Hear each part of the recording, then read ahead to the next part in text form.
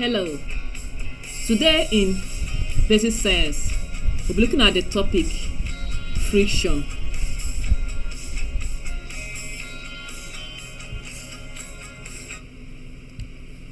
Friction is the force that resists motion.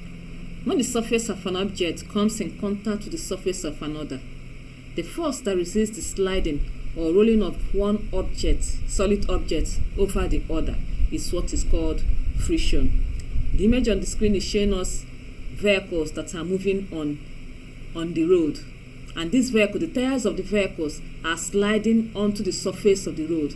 As they are coming in contact, rolling over, as the tire is rolling over the road, if there's a force that resists that sliding or rolling contact, which is called friction. This is what we are seeing on this image on the screen.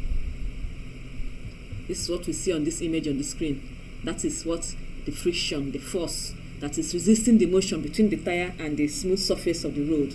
Now we'll be looking at the uses of friction.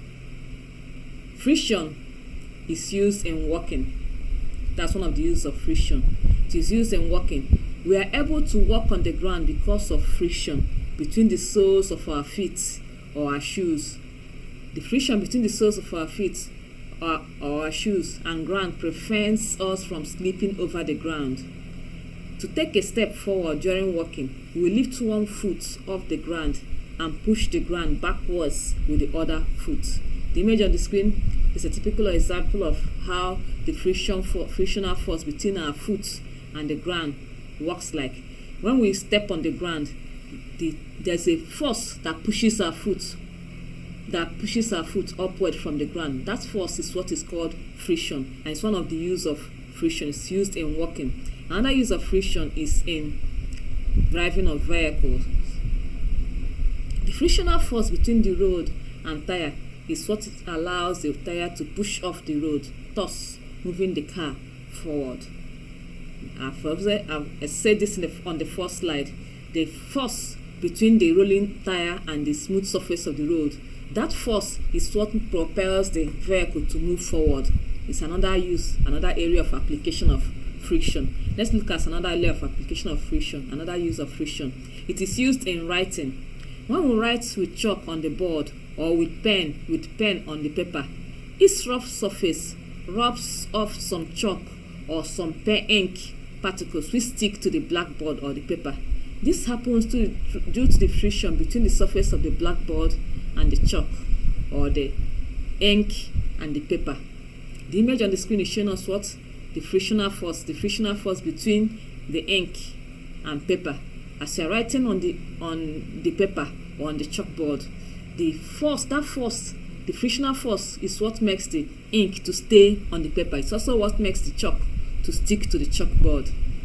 Now let's look at the advantages of friction. Friction is used in automobile brakes in order to stop the vehicle. When we apply brake, that force that causes the vehicle to stop is what is called friction. It's also important for us to walk on earth. The frictional force between the sole of our feet and the ground is also an advantage, which does help us to walk on the earth.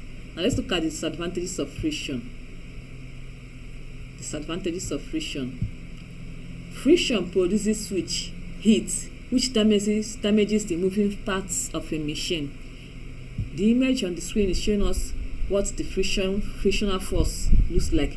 There's a rolling ball in this machine. As this rolling ball is touching the surface of the machine, it's causing heat, and this heat sometimes causes wear and tear on this rolling board or on the machine. It also happens to our vehicle tires. Sometimes when we've used the tires of our vehicles for some time, if you look at the tire of that vehicle, you see that it has begun to wear. That's because of the frictional force. It also happens to the soles of our shoes. When you wear your shoes for some time, when you look at the sole of that shoe, you see that the sole of that shoe has begun to wear. This is a disadvantage of friction. Friction produces wear and tear on the contacting surfaces. I've explained this. When the sole of your shoe is constantly touching the surface of the ground, after sometimes begins to wear, that is because of friction. It's a disadvantage. Another disadvantage is that it reduces the life of machine parts, tires and shoe soles. As these machine parts continues to wear, it reduces their lifespan. A lot of energy is wasted due to friction to overcome it before moving. When vehicles are moving or when we are moving forward, a lot of energy is applied to help us to overcome the frictional force that tries to hold us back. So a lot of friction is applied to overcome friction before moving forward. These are the disadvantages of friction. And this has brought us to the end of this discussion today on friction. We'll be looking at the assessment session. What is friction?